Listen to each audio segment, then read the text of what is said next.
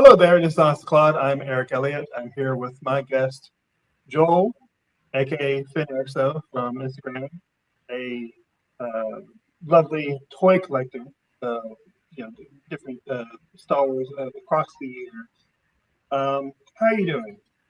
I'm good. I'm good. I'm happy to be here. Happy to talk about Star Wars. Um, so you mentioned that you've seen at least one of my episodes of my show, my typical podcast. Is it more recent or is it like old? It was a few months ago. It was the one that M was on from Pink Milk. I'm a big fan of hers, so I was like, I got to watch this one. It's kind of blue milk, but close enough. Nice. Yeah. Podcast, you might have heard of them in the ether. Yeah. Yeah. I subscribe to them as well.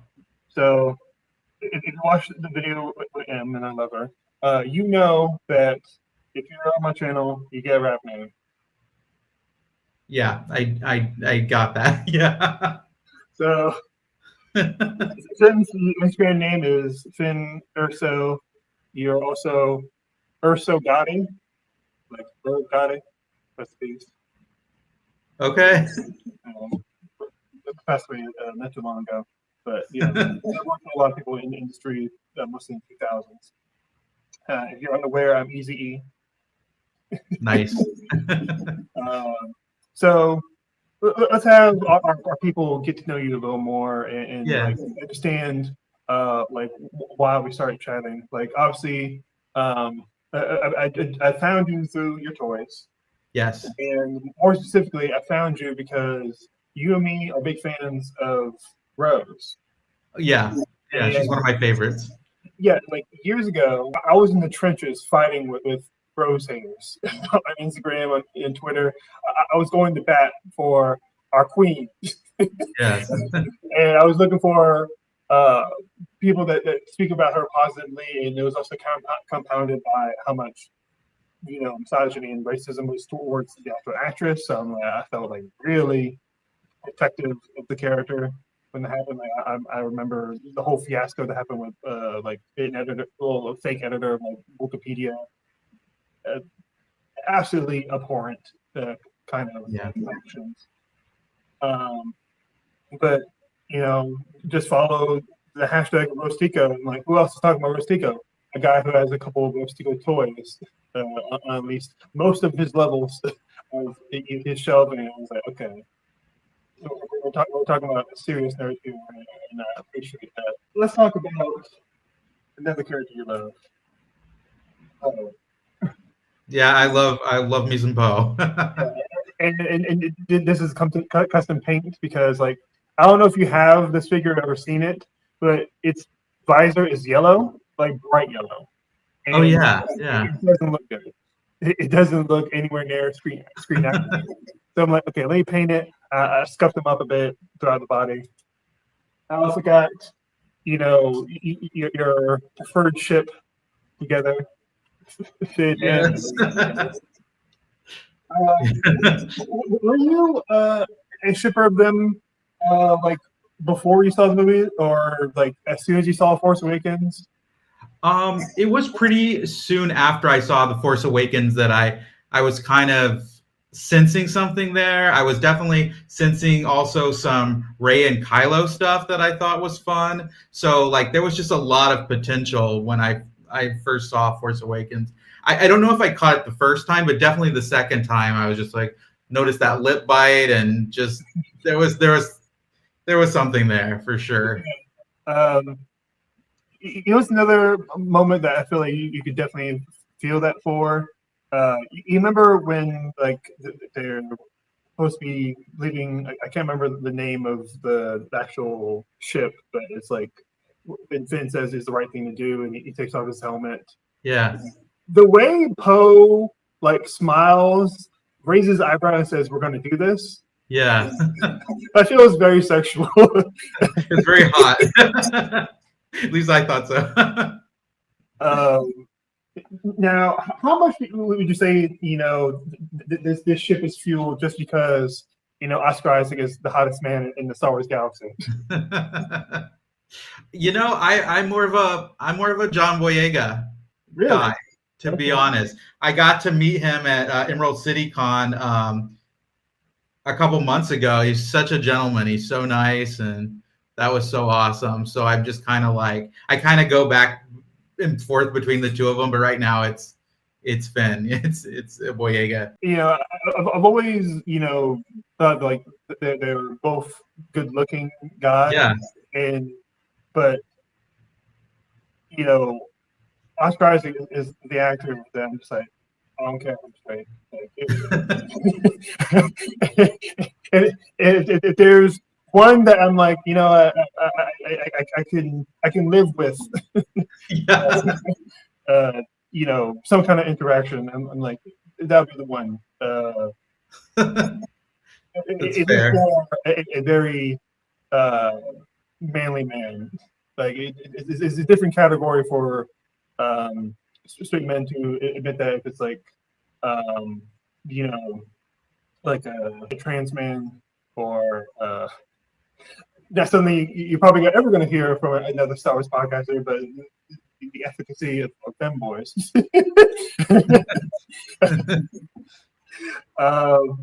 But yeah, I do think it's fascinating. I'm someone that has, you know, back then I did dabble a bit into the idea of shipping, even for characters that don't appear. Speaking of a character Rose, I'm a Rey and Rose shipper. Nice. I was so disappointed when like they have this great photograph of both of these characters for the production of Rise of Skywalker. They don't share one bit of dialogue. They don't even see each other in the movie. Finn basically pats Rose on the shoulder, saying "next time." I'm like, what are we doing here? Don't do a girl like this. We had to have the interactions in the novelization, which I have read that portion. I'm like halfway through the book. I still feel bummed down about that. I feel like they did really a disservice. Yeah, it took me. I was just so upset about the way they handled that character. I've had a really kind of rocky relationship with Rise of Skywalker.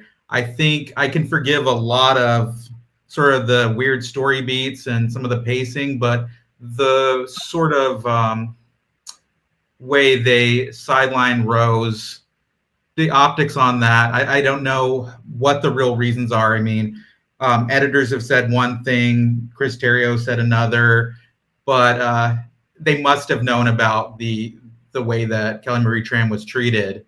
And I mean, on some level, I just can't imagine that they hadn't heard about that. It was, I mean, she wrote that op-ed, I don't remember where it was published, but talking about her harassment and how she was dealing with it. And then they bring her out, you know, for celebration and all the publicity things. And then they had that still you were talking about, her and Rey, and then she's barely in the movie. And you can tell that it was whittled down. There was more there. You know, she wasn't included on the adventure, but there was definitely more there. And because even in battle scene, the camera rarely goes to her. You know, like it's just feels very like we got to check some boxes. She's got to be in there a little bit, but just has no real impact on the story. I was really really upset by it beyond just like being a Star Wars and Rose fan. I just felt like it was pretty gross.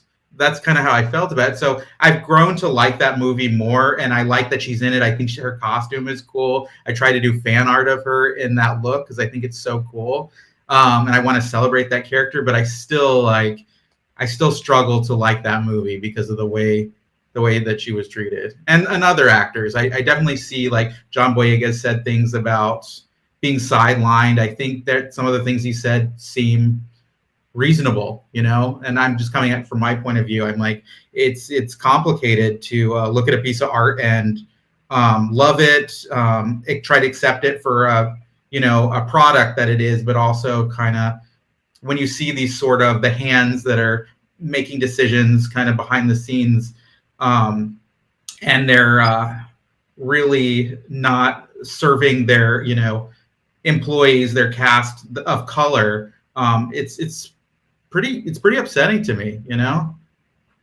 I definitely agree with that. You know, like the amount they sidelined Rose in the movie, it made me dislike Owen Kid because I felt like everything he says, Rose could have said. Yeah. Like, think Yeah. about this. I'm pretty sure you watched the Star Wars Holiday Special for Lego. Yeah.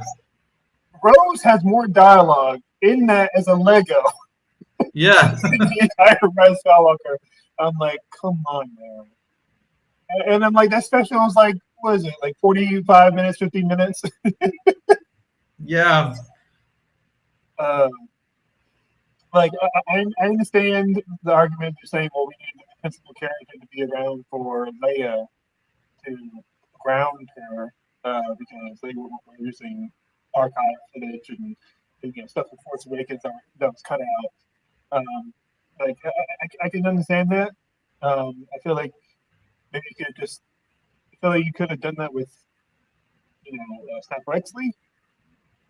Yeah. Like you can rearrange the story where Snap is a more important character, and that way audience is like, oh, okay, I get it now. Like he's not just new Jet Porkins. He's not just a next big guy who eventually Yeah. in X-Wing. So I'm glad I'm able to like converse with someone that's in a similar headspace with me in that concept. Um, is there another character that like you wish would have gotten like more love or more screen time uh, in the franchise? From the sequels, or just kind of from in? That's a hard one. Yeah, I don't really know. That's the only one that really feels egregious to me. Some of the others, sometimes I want to see more of a character. I'm like, that's a cool character design. But I understand where they're placed in the story. So I'm like, I'm cool with that. Yeah, like one of my other favorite movies is Rogue One. So I really like that movie quite a bit. I kind of wish some of those alien characters were a little more prominent, just because I love, like, I was, as a kid I grew up loving like Jim Henson stuff even before I got into Star Wars. So I love Labyrinth and Dark Crystal, all that stuff.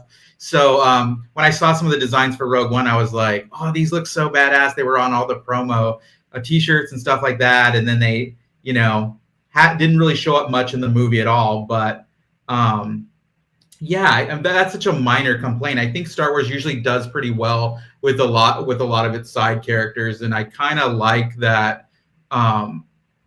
We just get hints and like little teases of characters, and we can kind of make up our own stories on the back end. So yeah, I don't know. It kind of makes the character feel sometimes bigger in my imagination than they would be had they been featured more prominently, if that makes any sense.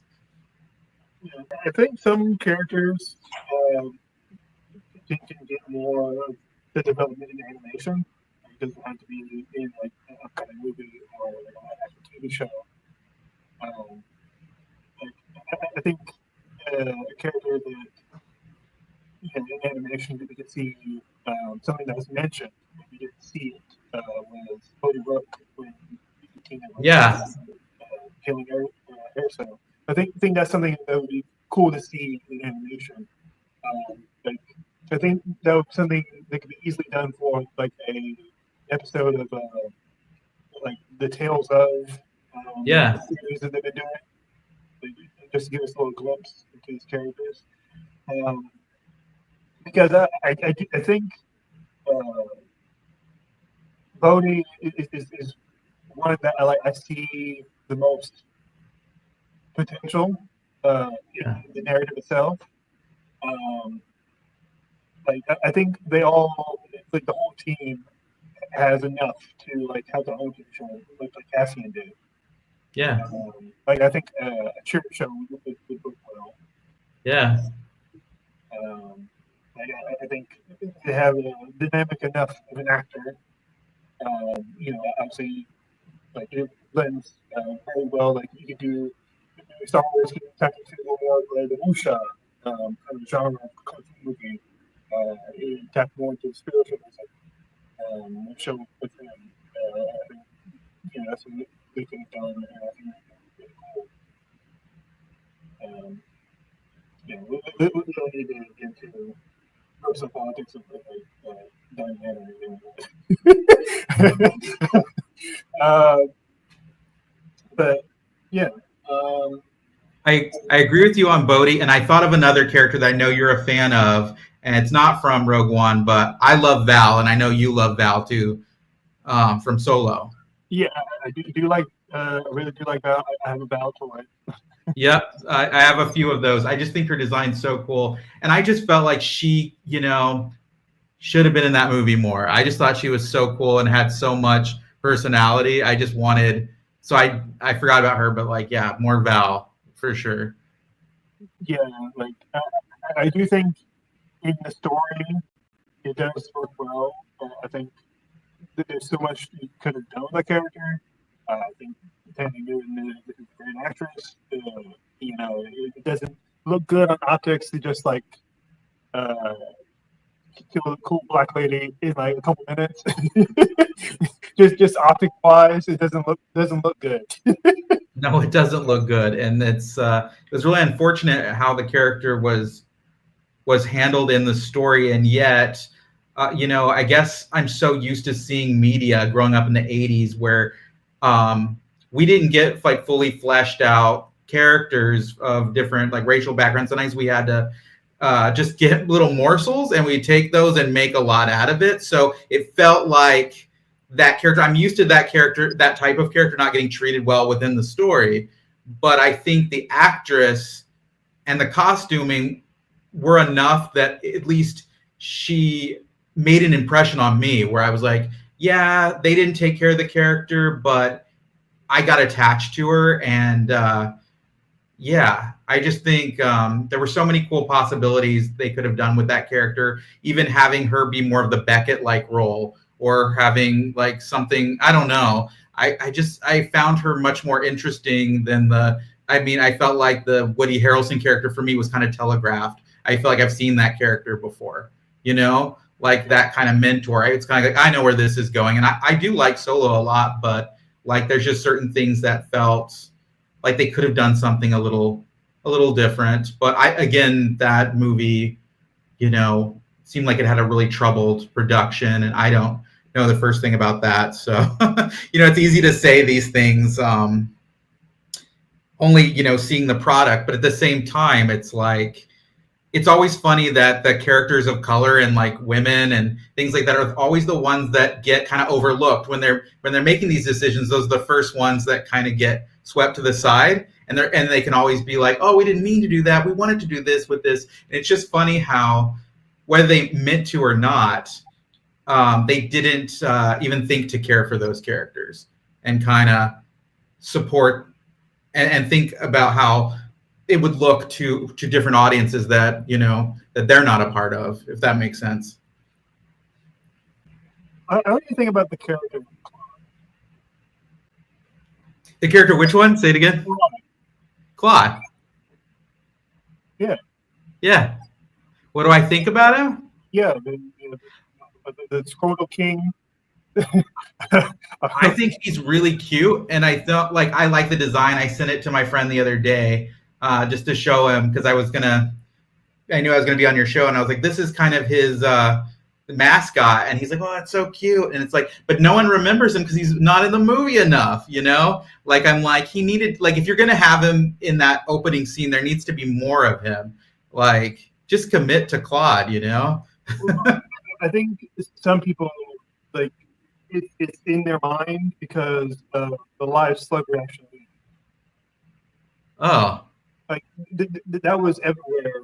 Like after that had come out, and like I remember there was like a meme online, someone saying, "Oh, like there's no adverse effects to being in the pandemic, and just like a dude, like the way he's able to stay sane is by having a like 7 foot carpet of Klaud in lockdown. Like I did research on this character. Like I was looking for a name, and I was like, "Well, honest to God, it sounds like honest to God." That's a funny thing to have a title for. Did you know that Klaud is a pilot? I did not know that. He's also an engineer.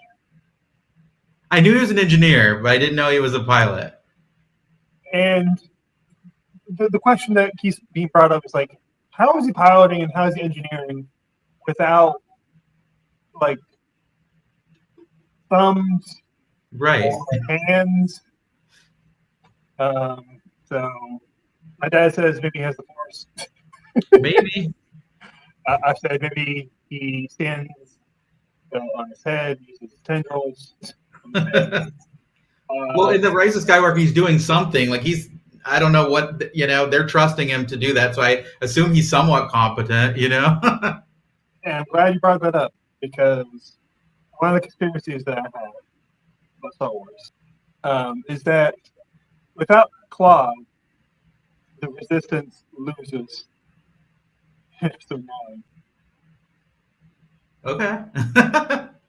Because he's the only one taking care of the mechanics of the Millennium Falcon. And you need the ship to be in tip-top shape in order to do dangerous light speed skipping. So if he's not there while all the other characters are distracted, then like they'll just run into something and just evaporate. Yeah. So we don't have the plan from Leo that was connected through Hux because they don't know how to write Hux. We don't have principal characters like Finn and Poe. Without Finn, we don't know about Zori. Yeah. We don't know to go to her. Without the plan from Bulio, we don't know how to get to Pasana that gets to Lando, and Lando, or as I called him in this movie, General Black on Crack. We don't have the Resistance fleet at the end. We don't have the Citizens fleet. Right. There's so many things that don't happen when the ship explodes. So to me, I'm like, even if they showed up and they don't have the Citizen fleet, well, they're screwed. They're probably going to lose 90% of the Resistance in that battle on Exegol. Yeah, it's true. I mean, and you know a lot about Klaud, but I had a question for you too. He didn't mean to join the Resistance. Is that correct? He accidentally found his way in? Yeah, he just kind of was like a hitchhiker. Okay. And they decided to pick him up one time because they thought he was supposed to be part of a mission. Right. That was decided by Leia. And they're like, who's this? And it's like, I don't know. His name's Klaud. And he's like, well, he's an engineer. Well, I guess we'll keep him. I love that. That's so Star Wars. I love it because, and your theory makes sense to me in the spirit of Star Wars that, everybody counts, right? Everything is not for nothing. It goes back to, the whole Canto Bite thing in Last Jedi that, even the mistakes, even these blunders do result in sort of sparking the rebellion in this kid that has the Force, this slave kid. So it wasn't all for nothing. Even though they were, Finn and Rose are totally floundering, and you could say, they and Poe got a lot of people killed, which is true. They screwed up a lot, but I like that. That's kind of the spirit of Star Wars, that nothing is kind of lost. Everything has a positive effect, and that's true in Klaud. And I like that tradition. It's it's really optimistic, and yeah, I think it's super cool. You have a couple of Instagram posts that surround the creature, the purple. What is it? That's purple. What is it called? What's the character that says "I've spoken"?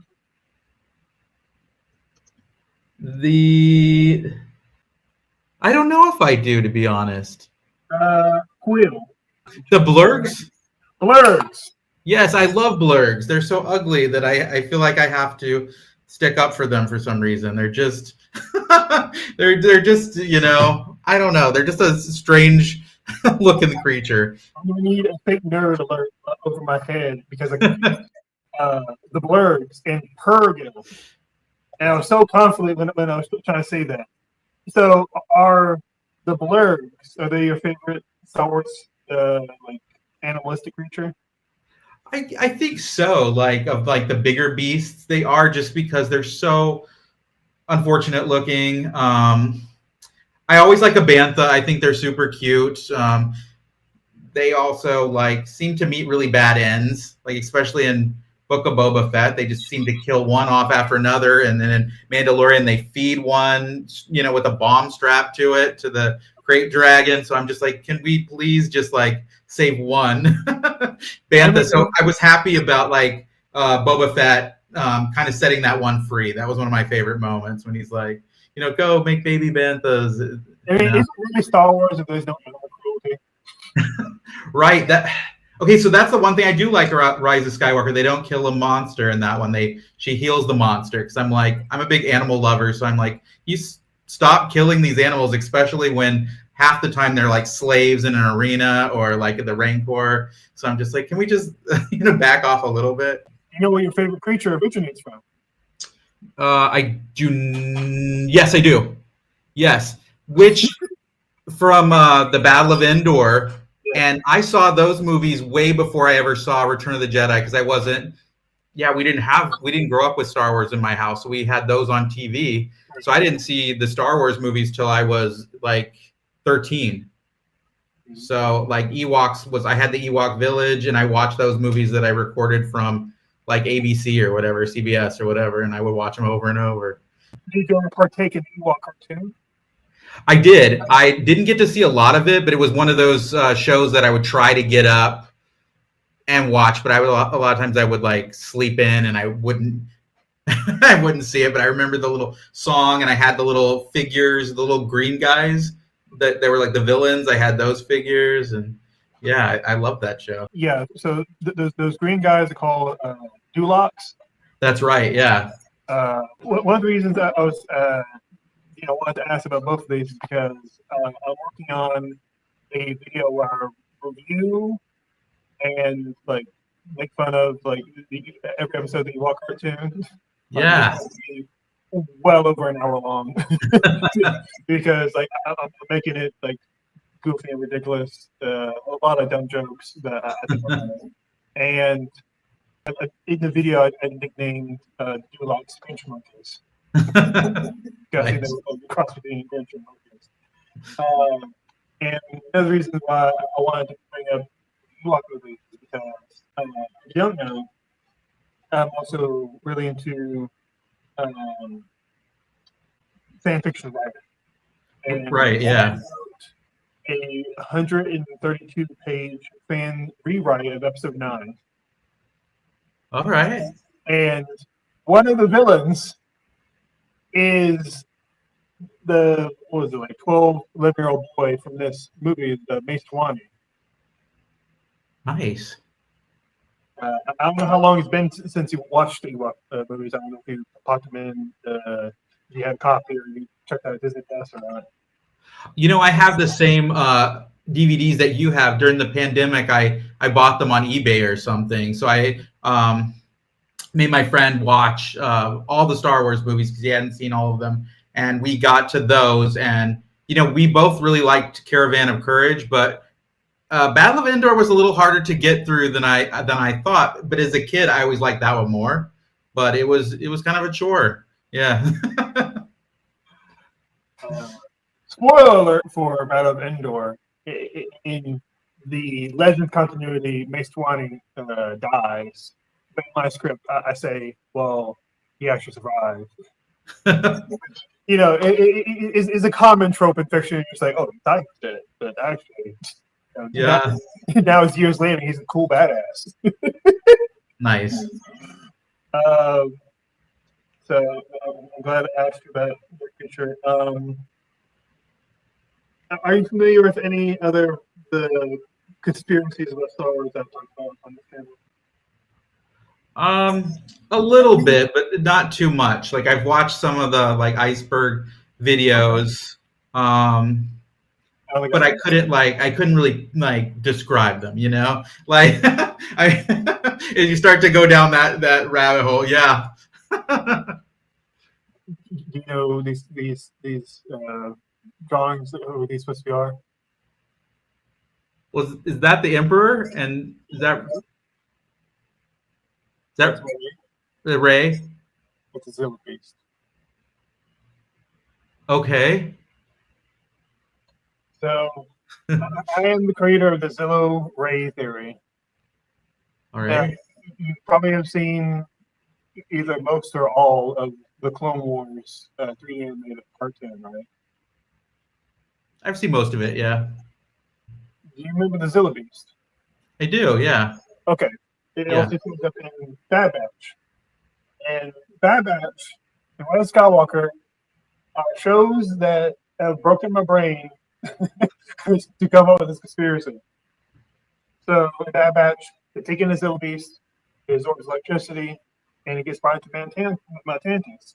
Same group in place where they're like trying to reanimate the Emperor with cloning and Sith bullshit, right? Yeah.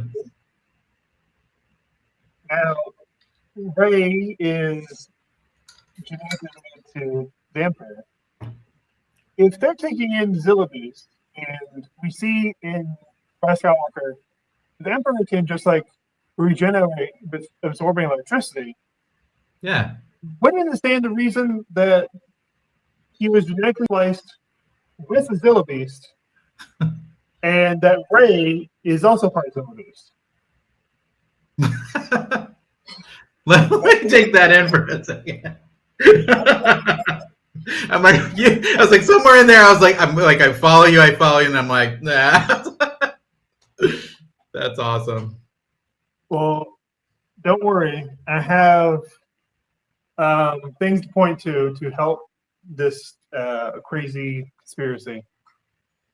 So, in Last Jedi, Rey gets a bad burn on her arm with the Praetorian guards. Next movie, it's gone. Now, in real life, it's because they put the prop to cover her arm in the wrong place. It's the wrong place on her shoulder. It's supposed to be like high. But what's the explanation in actual canon? Like it's not in the right place. And you know how Star Wars fans get obsessed over like little minute details. Yeah. So it's like she healed like a lizard does. All right. In Rise of Skywalker, she's able to calm the Vex the snake. Yeah. That's lizard recognized lizard. Okay. Yeah. And when she sees the evil version of herself, has sharp, snake-like razor teeth in his mouth. That is true. Yeah. So a joke I say sometimes is that the lizard will rise and reign. If we see her shed scales, or she like huddles up under a lamp, I feel like I'm owed the check. Yeah. But it's still funny, and this is like the number one thing I'm known for. It's the still everything because I bring it up on everyone's channel. Like you know, SSW Network, Star Wars, it has like guys, Pete, Nick, and Chris. Well, the Star Wars podcasters, and this is where like, I introduced this conspiracy on there. And a lot of the conspiracies I talk about, I introduce stuff there because they do like live in calls. And now Chris guy there keeps sighing and groaning every time I bring up the Zilla Beast. He's tired of it. He initially liked it, but now he doesn't want to hear or see that word ever. He's just like, nah. I know I've been talking a lot, so if there's any concept or questions you want to throw at me, please allow me to have say to do so. Yeah, I wanted to know kind of how you got into Star Wars. Like, you don't have to go into too much detail, but just kind of just like your journey with it. Yeah, I think that's good to ask because you dabbled in it a bit because you're saying, well, my first movies of Star Wars are Ewok movies, which is definitely unusual, but I still think it's fascinating. Well, I was first introduced to the original trilogy. We released VHSs when I was like 3 or 4 when my dad was introducing me. He's a huge Star Wars nerd, and he possessed it to me, and now like I know way more club shitters than he does. And I was a bit too young to go see Phantom Menace in theaters, but I did have VHS of that, and I'll watch it over and over again. I remember it was the only time as before I was like an adult that I rewound the VHS thing was to rewatch Phantom Menace all over again. I remember that instinctly. Um, and back then, I love this boy so goddamn much. And I was a bit embarrassed by my dad who would shit on him. And like a lot of Star Wars fans would shit on Jar Jar. I know this is both Jar Jar. Yeah.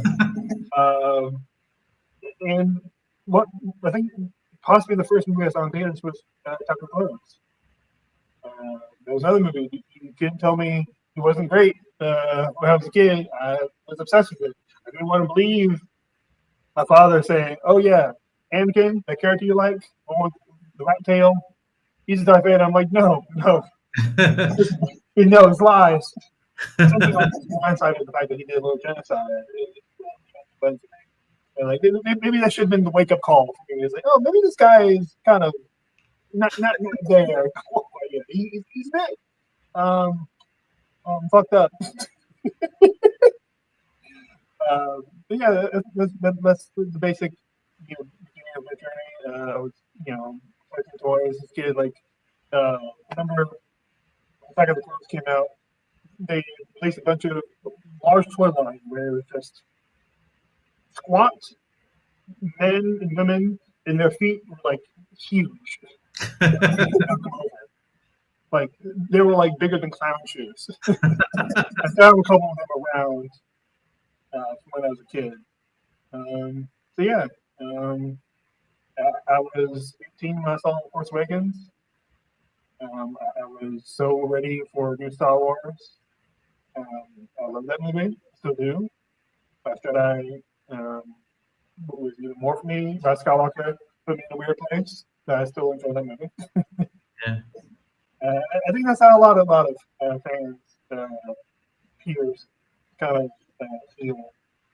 The ones that can accept change and like things that challenge narratives, like because we know the types that rail like relentlessly, made it like their identity to hate Last Jedi. We know those types. Yeah. I wasn't one of them. I was never one of them. Anything else you wanted to ask about?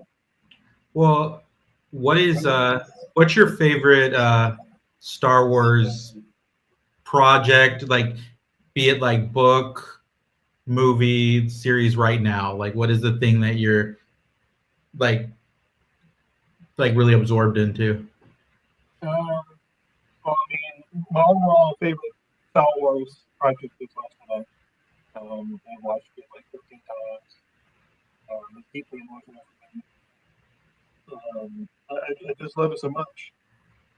Like, I mean, things that have come out more recently that I've been digging a lot.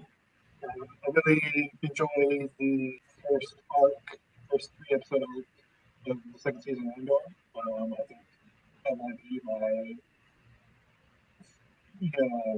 favorite of the Andor series. Is just those 3 episodes. I'm interested to see what they do next. I mean, I did see 4, 5, and 6, but I'm just there for the real full thing. I was absolutely gobsmacked that the Disney Plus Star Wars show used the big R word, and they actually lived, like showing how horrific just an attempt that is. Yeah. I know I spoke with one Star Wars fan. Like she's actually suffered it, and she said, "But it had no story purpose." I'm like, and like I let her know, I'm like, I'm not trying to belittle anyone that has gone through this.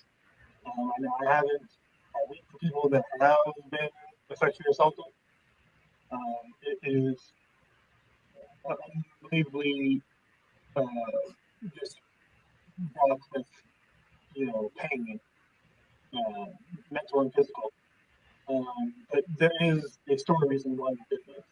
Like it's not just they did it because they just wanted to do it short better. I don't believe that.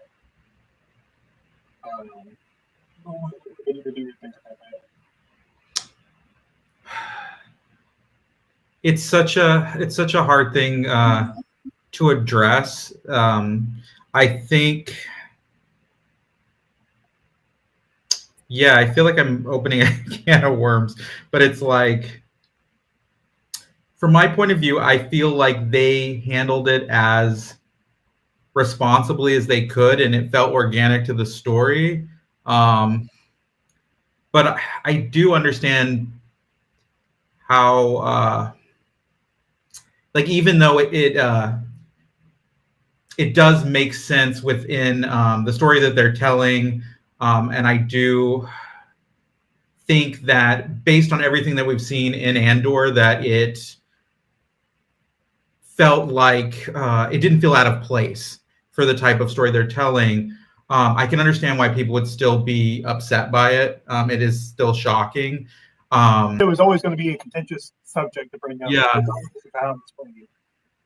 Yeah, I think it's important, but then again, like, I think, I'm not a woman, it's like, it's such a different thing, how you walk through the world. And so, like, it's hard for me to make a claim that I'm okay with it when other people have a really different experience with it. I think the show's really good. I think the actress is great. I really like the character of Bix. I think she's super complicated, and I really like that. I don't feel like, from my point of view, that she is like a victim character. She's had a lot of really traumatic things happen to her, but there's a lot of layers to her.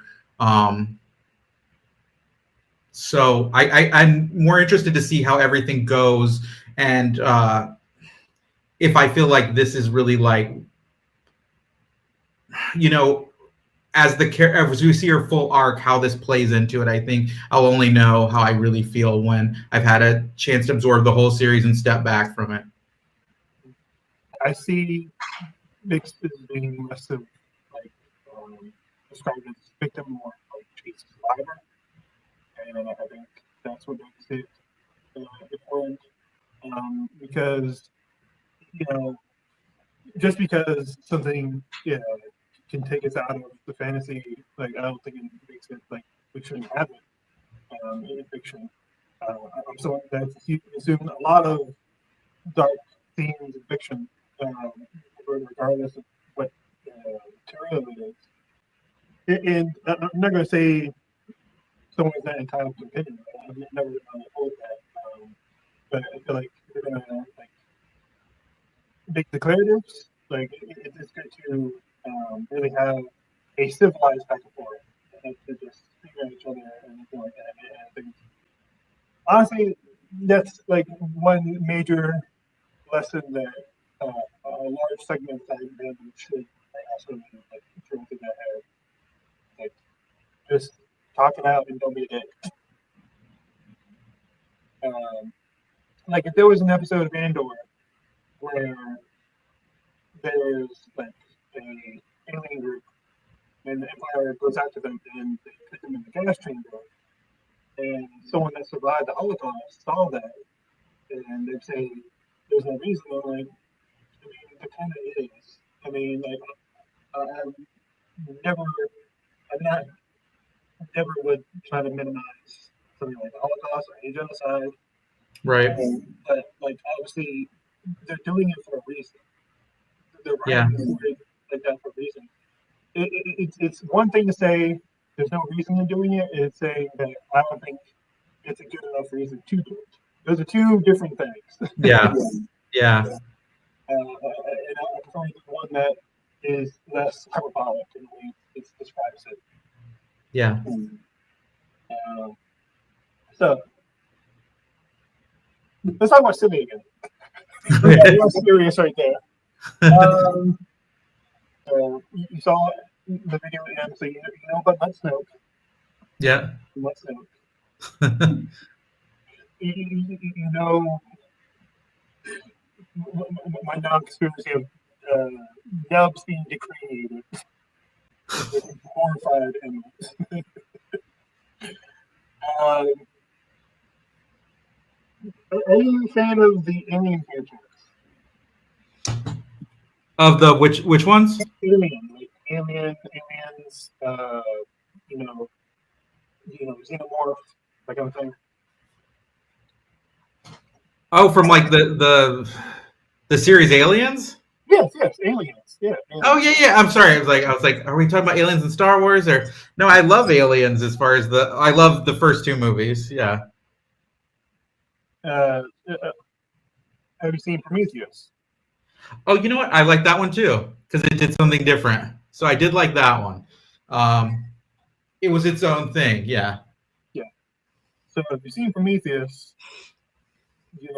that's their sci-fi explanation of like humanity, and it can potentially lead to any other humanoid race. So I think Avatar is in the same universe, like Blue People Avatar, same universe as Alien. James Cameron even wrote Alien with a capital A to describe another alien in Avatar. I can imagine the engineers being behind the Na'vi in that universe as well. It's ironic that all three of these properties are owned by Disney now. Yeah. That I believe that Star Wars is also in this, because where are all these humans coming from in this universe? It's just like there's. It feels like there's 70% of the Star Wars galaxy, well, not just galaxy, the whole universe, because like we see Sabine go outside of the galaxy. Right. Like almost everyone's just a human. Yeah. And like there's no way you could just have a set of like colonists from Earth be able to expand that much. Like these numbers are absurd. Yeah, it's pretty wild. Yeah, if you think about it. So to me, what the engineers are behind it. They also explain why humans can have children with humanoid alien races like the Twilights. Hera and Kanan have a child. She gives birth to a half human child. And the only way that makes sense is if they have some kind of genetic link. Yeah. So maybe engineers came to the galaxy far away. They find some kind of alien creature, and they make a human hybrid version of it. And, it starts standing up upright, like a caveman.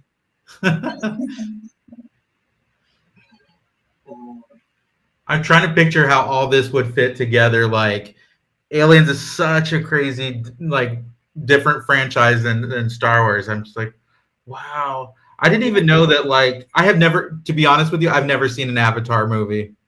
I never saw the first one. I never saw the new one. I've just, missed it. If you've seen Last Mohicans, yeah, I have. Just imagine that with aliens. Yeah.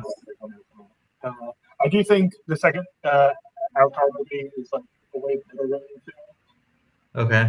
But anyway, in the Star Wars comics and legends, the Xenomorph does show up, but it's kind of contentious canon because it's a tag of the comic. Okay. But there is an alien race in one of the Darth Vader series that is very much like Xenomorphs. Even puts people to be hosts into like egg sacs on the wall. Okay. Which I'm like, that's Xenomorph all day. Yeah, totally. But yeah, sacks in the wall. Which out of context sounds wild. Yeah. Shakti? Yeah, I love Shakti. Yeah, she's great. How many deaths does she have in Legends? Like three, doesn't she? There's like two filmed ones, right? Because I was just showing my boyfriend the deleted scenes, and he's like, "What?" Because they're like literally like Anakin kills her, and then she dies like at the opening. But then I think there's another like a comic one or in a book or something that she Uh, dies, or is it in the adaptation or something? there's one in a video game. Okay, okay, She dies in that. And she's dressed like a Soul Calibur character. Like in every other version, we see that she's very modest and reserved, just a huge right. cloak. But all of a sudden, she's like crazy, sexy lady. Like it's like her outfit is like what you would see as uh, a, like an anime pinup of like a Native American warrior. Like that's how she's depicted. I feel like I've seen those illustrations. She looks like Red Sonja or something, where she's like got a little bikini on and little like loincloth or something, and all these straps or something. Yeah.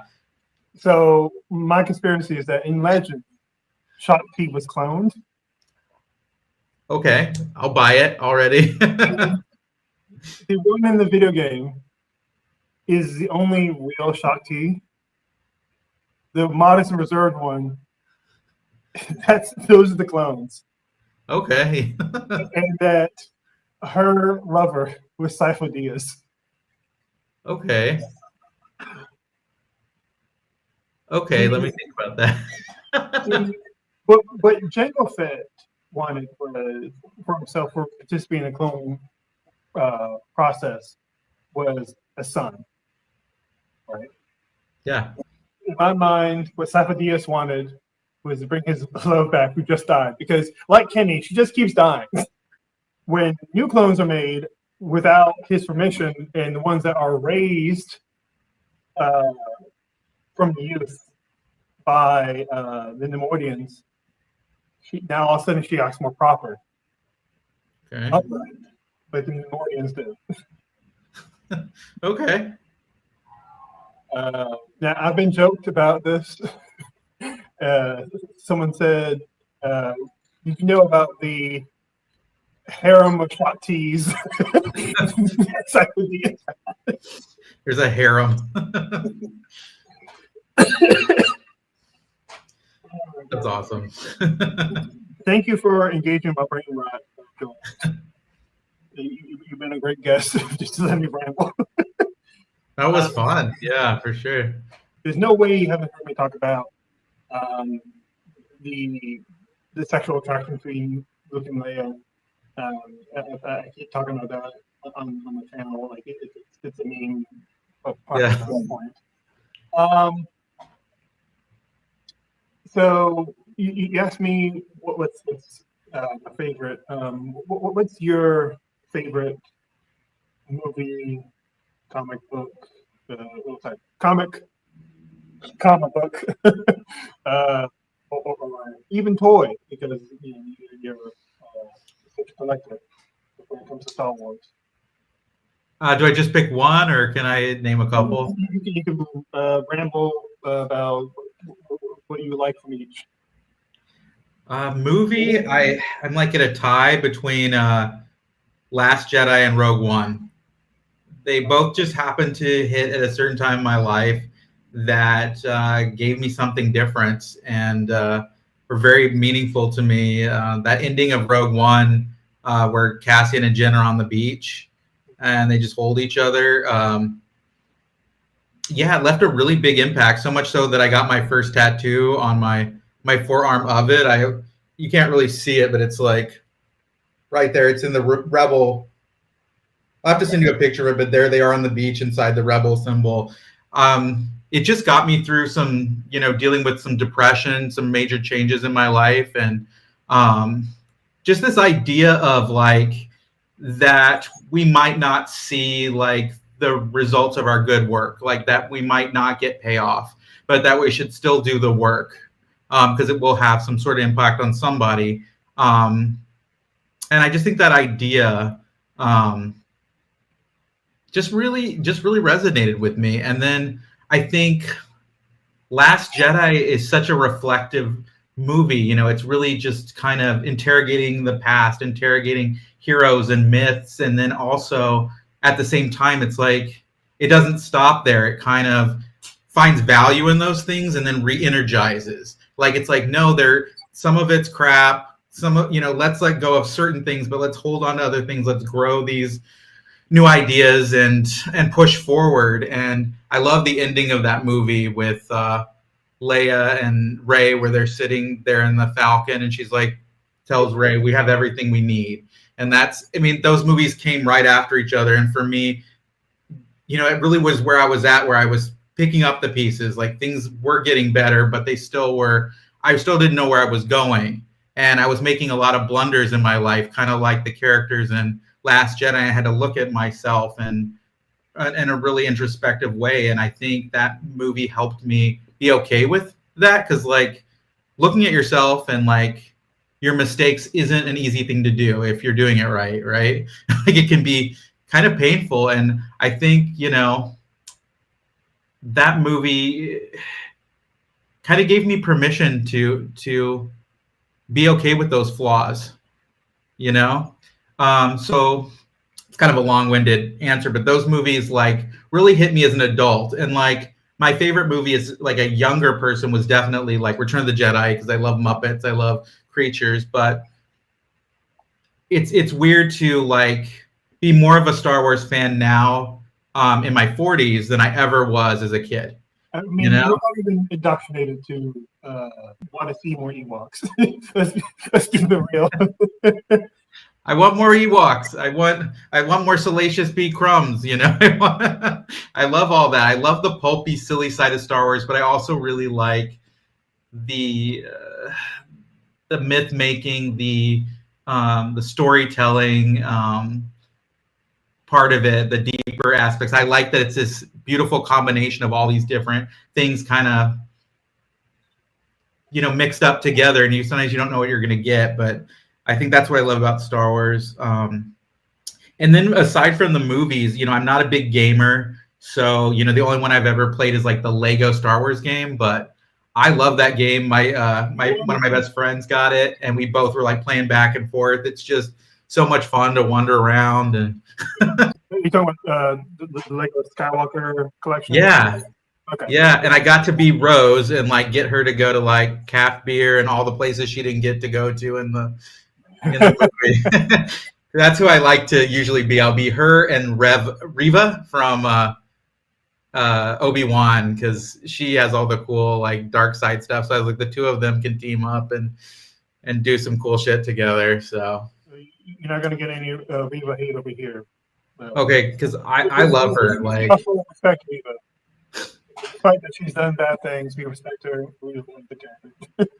I love that she got to live past her. She what happened. Like, and I like that it wasn't Obi-Wan that pulled her back. She pulled herself back, and then he kind of supported her in that moment. And I like the fact that we finally get a character that gets to get a new beginning, because a lot of times, like with Ben and with Darth Vader, they die pretty quickly after. So it's nice to see this character get an opportunity. I hope they get to explore that in some way, how she makes a path to redeem herself, because it's not just one decision when you've made so many egregious decisions, right? Like, what does that actually look like in Star Wars to really make amends? It's not just one act, right? So I hope they don't just throw her character away. Luckily for them, Moses Ingram has a baby face, so it could be many years from now and she looks relatively the same age. Exactly. So you take novels or comics? I've read comics here and there, but like I tried to get into the Poe Dameron comics, and then when I was reading them, like Rise of Skywalker came out, and then it seemed to like not match up, and even the art book says that he has a different, and I'm like, I'm not even going to bother. The continuity for Poe just doesn't line up in Rise of Skywalker, and the comics exactly. They try to, I guess there's a side book, Free Fall or something, that tries to explain how it lined up. But even in the art book, it talks about them creating a whole different backstory for him. Like, it's as if the story group at Lucasfilm had no idea these comics were out there. So a lot of times I just have a hard time reading, like, unless it's in like the movies or a TV show, I don't always know if it's going to stick. You know, like I kind of have to read some of the books and be like, I enjoy this for what it is. It's a cool book, but like it may change in service of telling a different story. So I'm not like, I don't get too like caught up in continuity, because it's almost like reading the Bible where there's just different versions of, you know, of the same story. So there's some contradictory things, but you're like, that's fine. It's all about, you know, Star Wars is such, it's like oral, you know, it's like oral storytelling where things get kind of jumbled up. I'm okay with it to a certain degree. And someone like me is like, I'll make a whole conspiracy. This little discrepancy in the arm bandage is because she's part lizard. And I'm just like, whatever. It's all good. But no, I love that, because, you know, it's also funny that it really does bother a lot of people, and I totally understand that. Like for real, like they've made some pretty crazy continuity errors. Like I'm still a little bothered by the Leia Amidala thing, her talking about her mother, and then like, you don't really remember her, and then the sort of back explaining of like she saw her in the Force or whatever it is. Like they're trying to. I mean, the comic and novel writers are just trying to do the best they can with the fact that George Lucas didn't like plot out all these things. I mean, that's the real life reason why it's written like that. Because in actuality, that's a bit of a cop out. Yeah. And sometimes I just kind of like that. It breaks the fourth wall, because then you're suddenly like thinking about the stories, and then you're suddenly like, oh yeah, George Lucas. And, you know, he pops up in there, like, it's because they're his stories. Because it's so funny that like there's other properties like Marvel and things like that where there's some, you know, continuity errors, but like it makes sense because they're made by different creators and things like that. But it's weird that George Lucas would just be like, I don't feel like doing it that way. I'm going to do it this way within his own universe. And that's why I'm just like, I'm just going to go with it. You know, I'm just not going to get too wound up, I guess. So since you're a particular of the programming series, how do they juggle the fact that the most prominent Latino in Star Wars is retconned to be a cocaine dealer? Remember, there's like, oh yeah, you're the spice dealer. Remember that? Yeah. I don't know. Like, I was so like, there were so many things that I thought were so messed up by that point. Like, that didn't really register with me. I was just like, you're just like, I was like, okay. Well, half the time in the conversations, people didn't even know Poe was Latino. So a lot of people just kind of see Oscar Isaac as white. So a lot of people were like, yeah, the white guy. And I'm like, what white guy? Like, it's funny, like being Latino, and I see him and I see Latino, and other people are just like, yeah, he's white. And I'm like, is he? Well, so that's always funny to me too. A large dialogue of what Black people pass as white, how many of them see themselves as white, how many of them would like call themselves mestizo or also yeah. There's a whole kind of conversation with that, but yeah, for layman's purposes, he's the Latin guy they retconned. Yeah, a drug dealer. Yeah, I was just more like, because I'm such a Finn Poe shipper, I was just like, you know, again, I'm like, I have no problem with the character of Zori Bliss, but I was just like, you're just giving them love interest to kind of, you know, silence all this shipping.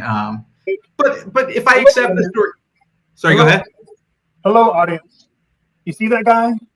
The one you keep calling Kaya bisexual? He is not queer, okay? He has a woman named for him. But I mean, that did nothing to like stop me. I'm like, yeah, he could like her and have this relationship, and then he could still like Finn. You know, he just seems like he's just flirting with everybody. I still like the character of Zori. I like the scene she has on the roof with him, where, you know, I think that's one of the more emotional scenes when he's kind of so vulnerable, and she's like, hey, you know, like there's more of us. And just, I think it's a nice exchange, and that movie doesn't have a lot of really quiet moments, and that's one of the ones that resonated with me more. I also like the character of Jana. I wish she had been in it more. I wish, you know, there's some people that don't like her because she kind of took the place of Rose, I think people felt, but I feel like there was room enough for these characters in a slightly longer cut. The movie could be like 10 minutes longer, and it would have just fleshed the story out a little bit more, and it still would have been one of the shorter Star Wars movies. when Mr. Sunday movies, like when they were like, oh yeah, like we have Finn and now we have the girlfriend. They're like, okay, well, I can't really argue with that. You have a good point there.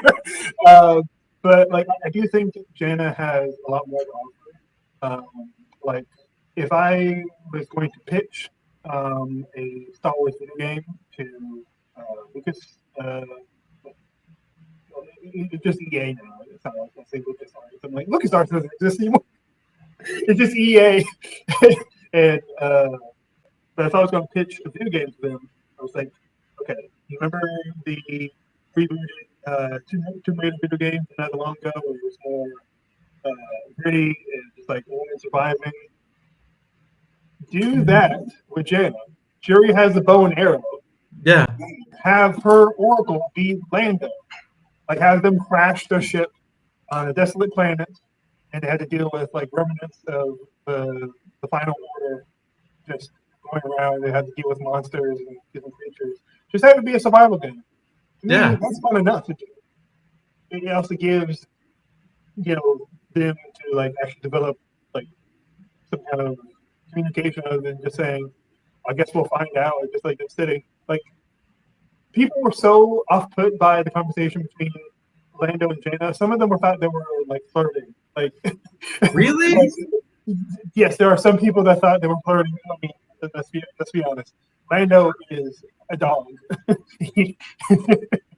I just felt like the way they both performed it, like I really was just like, I don't know. I thought it was such a sweet moment, and with the music and her expression, like, I don't know. She felt like she's like, oh, somebody sees me. Like they're like her face kind of lights up. It's a really sweet, like to me, that's like going back and rewatching it. I was like, that's another moment I really like between these two characters, that she doesn't kind of get lost in the mix, that because her character kind of does. She's introduced. She's not terribly impactful, but then somebody is like, hey, I see you. Like, what's your story? And I don't know. There's like a cynical part where people are like, oh yeah, it could be a spinoff, but within story, I think it's, I don't know. Like, I think it's a nice moment. It's nicely acted. And I think I've seen her in other things like Blink Twice. She's a good actress. So like even in that small part, I think she makes a lot out of it. Naomi Ackie is her name. Yeah. Yeah, I just think there's more to explore. Like I do think the conversation between her and Lando, I do like it. I don't like the song choice. Okay. Because that song is the music that's played between Luke and Leia, when Leia, you know, says somehow I've always known that you're and like that song is specific to them. It's kind of like having Han and Leia sing.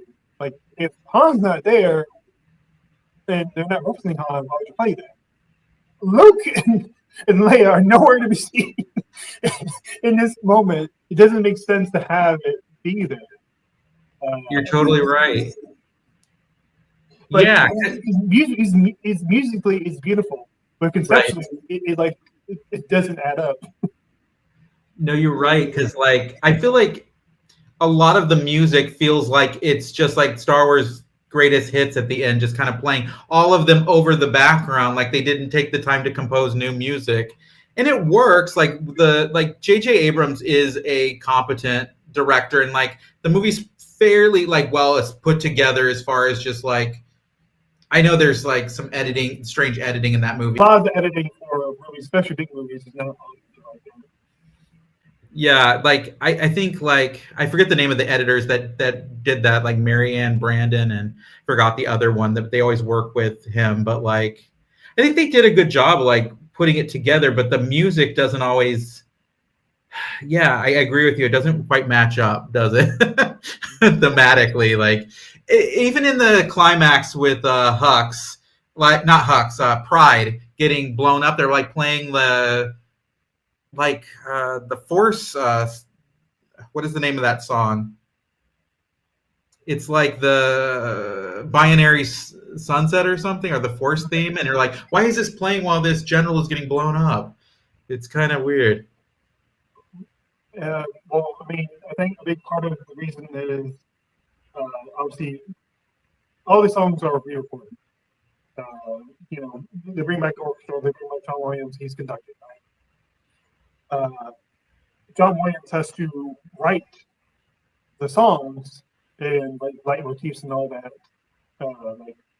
Have like a musician like writes out notes, musical notes. It's very clear that he didn't have a lot of time Yeah. to work on this.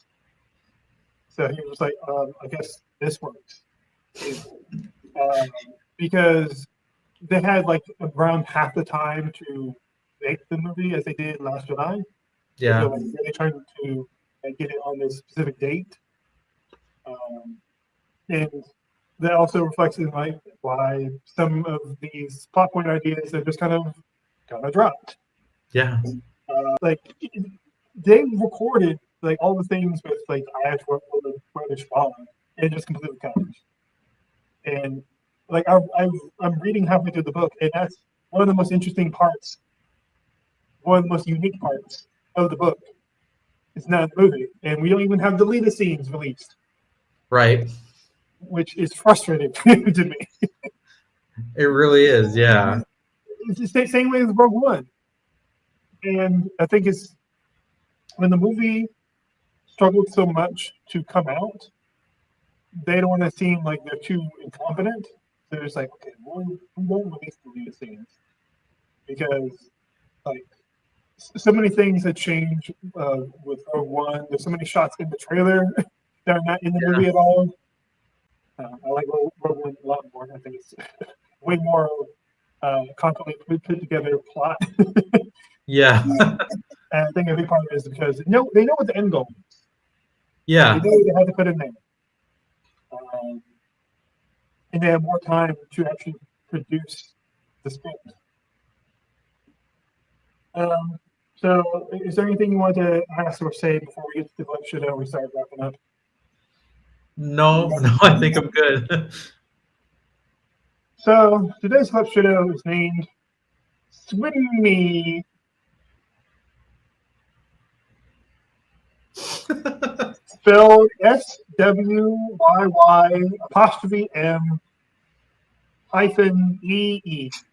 Don't worry, you don't need to search it.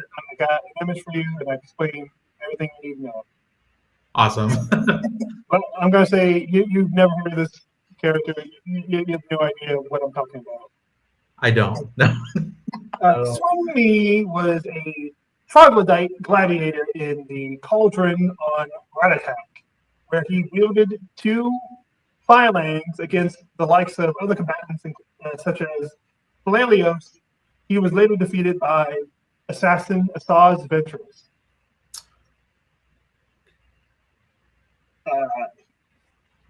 Ringing a bell, possibly. I feel like I should know this character. Honestly, you shouldn't. I should. This is prime what should have right here. Okay. Remy appeared in the 6th episode of the Clone Wars 2D animated series in Tarkovsky. Okay. I caught this continuity error before I read this. His death is depicted twice in mere seconds. So there's like an animation error where they draw him again and he dies again. The first time he is crushed by a falling piece of ceiling right after Anchor Blue. 3 seconds later, he suffers the same exact fate again by the right of Runda Dolan. Would you like to see this character? I would, yes. Let's see him. I feel like I have seen this character. He's pretty cool. I like that design. So, did you watch the Getty Tartakovsky Clone Wars? I have seen it like bits and pieces, like a long time ago, and then part of it more recently. But like, I don't remember that character. Okay. So the episode 6, as I mentioned, where they introduce Assad Ventress. Okay. He's playing against a bunch of gladiator type characters in the arena for Dooku. Dooku is impressed, and he sits next with the Emperor. This is just one of the dudes who has like maybe 5 seconds of screen time. He's Nice. crushed twice by giant boulders. Now the question is he Klaud? Maybe. Or is he just so badass? The first one didn't kill him. The first one was a mulligan. I think it's clones because that seems to be the theme today is clones with Shakti and everything. So I'm gonna say that. Yeah. It's pretty obvious his name is Swim Me because he's an alligator man. Yeah. Swim. He has just these big old dagger blades. His outfit is like a. He's kind of like Persian, but also kind of like Japanese samurai. Yeah. What do you think this character's personality is like? I think he's kind of a traditionalist. I think he's like a rule follower. Yeah, I think he like doesn't question things a whole lot. I think he likes to relax. I think he enjoys. I think like he values family, things like that. But he's got to do his job. Like he feels very like he doesn't think too much outside the box. Does he have to clock in to be a gladiator? I don't know about that, but I think he thinks a bit like not just, I think he's like proud of what he does, but it's like he doesn't think about too much of like I don't know what that means or his place and all of this. It's just he's very much like this is just how things go, and I'm just gonna be the best at it and take pride in it, and then he's taken out, I guess. So do you think he's more of a freelance artist, and this guy gets? I would say bread on the table, but like maybe what did they eat? There's fish on the table for his family. Yeah, I think he's like a good provider,